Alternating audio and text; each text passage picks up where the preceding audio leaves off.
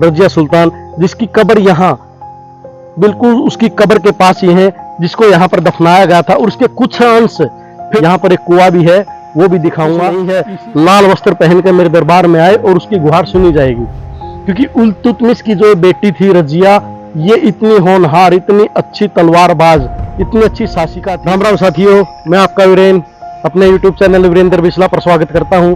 और आज हमारा जो काफिला है आज पहुंचा है कैथल डिस्ट्रिक्ट, हरियाणा के कैथल डिस्ट्रिक्ट में। वो जगह है सल्तनत कालीन शासिका हुई है, जिनको या तो सुल्ताना बोला जाता था या फिर बेगम। मुस्लिम इतिहास की दिल्ली के सिंहासन पर बैठने वाली पहली मुस्लिम शासिका, या फिर सुल्ताना की जगह सुल्तान बुलवाया जिसने अपने आप को। जी हाँ, हम आज पहुंचे हैं कैथल के अंदर इल्तुतमिश की लड़की रजिया सुल्तान की कब्र पर, जिसका यहाँ पर मृत्यु हुई थी, जिसकी 1240 ईस्वी के अंदर। तो यही वो स्थान है जहां पर उसकी मृत्यु हुई, और दिल्ली से उसके भाई ने ही उसको यहाँ पर दफन करवाया था। ये वो जगह है जहां पर उसकी खुद की सेना ने उसके पिताजी इल्तुतमिश के बनाए हुए 40 सदस्यों का दल, जब उसके पिताजी शासन करते थे इल्तुतमिश, तो उसके जितने भी बेटे थे, उन सभी बेटों में से सबसे राजनीति में, लड़ाई में, घुड़सवारी में और एक शासन को चलाने में, और शासन के ऊपर या फिर जितने भी उसके मंत्री हैं, संतरी हैं, उन सब के ऊपर जिसकी पैठ थी, वो थी इल्तुतमिश की लड़की बेगम सुल्ताना सुल्तान रजिया सुल्तान, जिसकी कब्र यहाँ बिल्कुल उसकी कब्र के पास ही है, जिसको यहाँ पर दफनाया गया था। और उसके कुछ अंश फिर उसका भाई यहाँ से उठा करके कुछ दिल्ली के अंदर ले गया, जहां पर उसकी दिल्ली पर एक छोटा मकबरा, परंतु जो वास्तविक जहां पर वो लड़ाई के अंदर यहाँ पर मारी गई थी, जिसका वध कर दिया, मारी भी क्या गई थी बल्कि उसने खुद ही सुसाइड किया था। क्योंकि यहाँ पर जब वो आई थी, दुश्मन सेना ने जब उसके खिलाफ विद्रोह किया था, उस विद्रोह को दबाने के लिए अपने प्रेमी, जो कि उसकी घुड़शाला के अंदर उसने खुद मंत्री बनाया था, जो कि तुर्क का रहने वाला था, उसके साथ यहाँ एक और उसका था जो चाहने वाला, जो उसका खुद, जिसके ऊपर उसको सबसे ज्यादा विश्वास था, मलिक, जो उससे एक तरफा प्रेम करता था। जब उन सभी ने उसको धोखा दे दिया, उसकी सरकार ने, उसके खुद जितने सिपह सालार थे, उन सब ने धोखा दिया यहाँ कैथल के अंदर आकर युद्ध में। और जो उसके पिताजी के द्वारा बनाए गए थे 40 सदस्यों का दल, जो बहुत शक्तिशाली थे, उन्होंने भी जब उसको धोखा दे दिया, तो यहाँ पर वो युद्ध हार गई। और जितने भी यहाँ इस हरियाणा के इस क्षेत्र के जो जाट थे, उन जाटों के साथ उसका युद्ध हुआ। और उस युद्ध के अंदर उसने, जब ये पता लग गया कि हाँ भाई मेरी हार होने वाली है और मैं खुद मुस्लिम शासिका हूँ, तो यहाँ पर उसके खिलाफ विद्रोह था, तो उसने खुद इसी स्थान पर ही, यहाँ पर एक कुआं भी है, वो भी दिखाऊंगा, इसी स्थान पर उसने खुद सुसाइड कर लिया या फिर उसकी मृत्यु हो गई। तो यही वो जो कब्र है, मैं कैमरामैन से कहूंगा एक बार इसकी कब्र को यहाँ पर दिखाया जाए, क्योंकि बिल्कुल खंडित हो चुकी है ये कब्र। कैमरामैन से कहेंगे कि यहाँ पर दिखाएं। फिर यहाँ से इसकी कब्र से कुछ अवशेष इसके भाई फिरोज शाह लेकर गए हैं, जहां दिल्ली के अंदर फिर इसकी अलग से एक कोने में कब्र बनाई गई। पर जो वास्तविक जहां पर इसकी डेथ हुई थी, वो ये अक्षेत्र है कैथल के अंदर।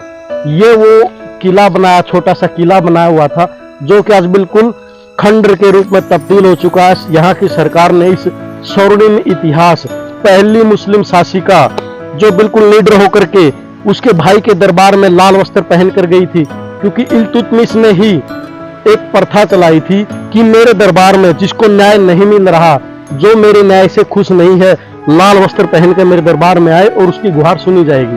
क्योंकि इल्तुतमिश की जो बेटी थी रजिया, ये इतनी होनहार, इतनी अच्छी तलवारबाज, इतनी अच्छी शासिका थी। तो जब इसको पता लगा कि मेरी पूरी की पूरी प्रजा बिल्कुल दुखी हो चुकी है उसकी भाई के शासन से, क्योंकि उसका भाई एक अय्याश किस्म का आदमी था, तो ये खुद लाल वस्त्र पहन करके उसके दरबार में गई और उसने कहा कि आपकी प्रजा आपसे खुश नहीं है। तो वहां विद्रोह करके, और उसके पिताजी के 40 दलों में से कुछ सैनिक इसके साथ लगे, कुछ सदस्य लगे, और इसने अपने भाई के खिलाफ विद्रोह करके खुद शक्ति, खुद वहां की शासिका रजिया सुल्ताना बनी, खुद बिल्कुल अपना लिबास उसको उतारा और मनुष्यों मतलब आदमियों वाला पहनावा, सिर पर टोपी पहन के चलती थी, हाथी के ऊपर बैठ करके बिल्कुल अपनी प्रजा से मिलती और जुलती और उनके सब कष्टों का निवारण किया। बहुत अच्छी शासिका, मुस्लिम शासिका होते हुए भी इसने पर्दा प्रथा को बंद किया और जो हिंदू भाइयों के ऊपर जो जजिया कर लगता था उस जजिया कर को भी इसने हटाया। परंतु इसके जो पिताजी के जो 40 सिपे सालार 40 आदमियों का जो दल था उनमें से 15 आदमी इसके खिलाफ थे, जो इसकी मौत का कारण वो भी बने। इसके साथ हम दिखाएंगे वो कुआं जहां से इसने आखिरी बार रजिया सुल्ताना ने आखिरी बार पानी पिया था और वहीं पर ही उसके खून के बहुत सारे छींटे थे, बहुत सारा खून वहां बहा था और यहां पर आकर के उन्होंने अपने प्राण त्याग दिए थे। कुछ ईंटें दिखाते हैं, मैं कैमरामैन से कहूंगा ये ईंटें दिखाएंगे।